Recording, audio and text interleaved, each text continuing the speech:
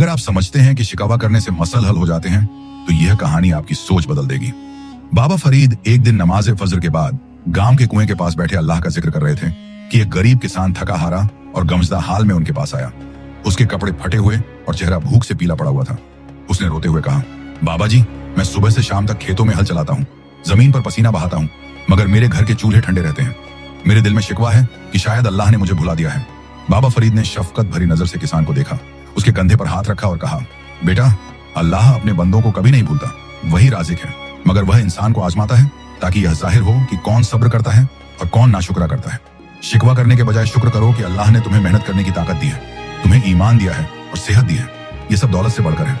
फिर बाबा फरीद ने अपनी झोली से रोटी का एक टुकड़ा निकाला, किसान के हाथ में रखा और फरमाया, रिज्क अल्लाह के हाथ में है, मगर वह चाहता है कि उसके बंदे एक दूसरे का सहारा बने।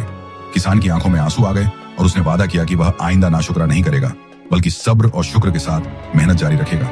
इतने में गांव के दूसरे लोग भी इकट्ठे हो गए और बाबा फरीद ने सबको मुखातिब करते हुए कहा, याद रखो, दौलत और जमीन इंसान को आर्जी सुकून दे सकती है, मगर हकीकी सुकून सिर्फ कनात और शुक्रगुजारी में है।